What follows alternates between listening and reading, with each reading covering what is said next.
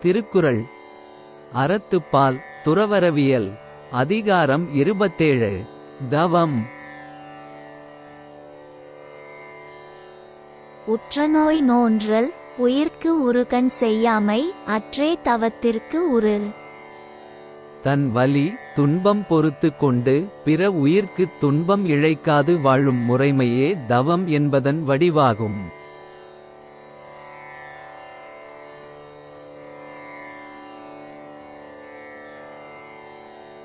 தவமும் தவமுடையார்க்கு ஆகும். அவம் அதனை அத்திலார் மேற்கொள்வது.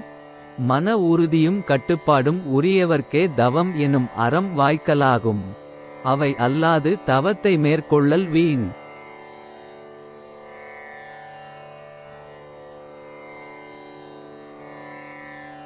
துறந்தார்க்கு துப்புரவு வேண்டி மறந்தார்கொல் மற்ற எவர்கள் தவம்.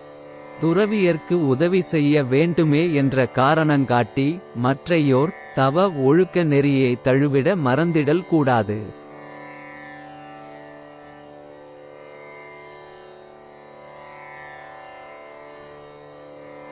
ஒன்னார் தெறலும் உவந்தாரை ஆக்கலும் எண்ணின் தவத்தான் வரும்.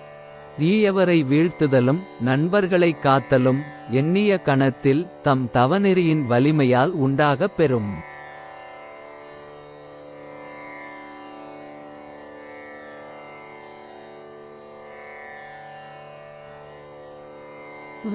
வேண்டியாங்கு எய்தலால் செய்தவம் ஈண்டு முயலப்படும்.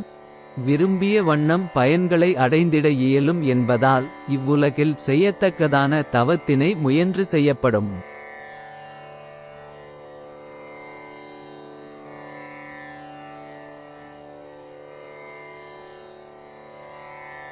தவன் செய்வார் தம்கருமம் செய்வார் மற்று அல்லார் அவன் செய்வார் ஆசையுள் பட்டு.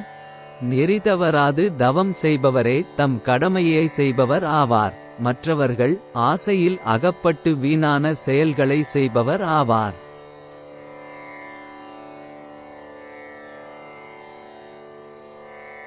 சுடச்சுடரும் பொன்போல் ஒளிவிடும் துன்பம் சுடச்சுட நோர்க்கிற்பவர்க்கு. பொன்னை தீயில் புடமிட்டுச் சுடும்போது அது ஒளிர்வதைப் போல துன்பங்கள் சூழ்ந்து வருத்த தவம் கொண்டோர்க்கு ஞானம் ஒளிரும்.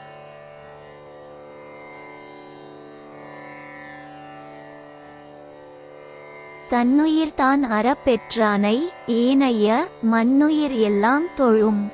தனது உயிர் தான் எனும் பற்றில்லாது தவவலிமையோடு வாழ்வாரை உயிர்கள் யாவும் தொழுது போற்றும்.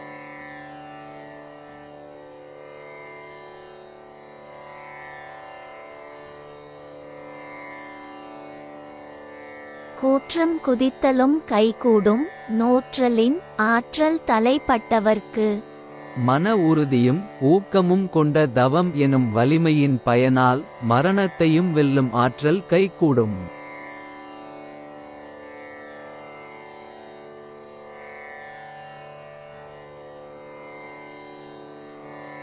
இலர் பலர் ஆகிய காரணம் நோற்பார் சிலர் பலர் நோலாதவர்.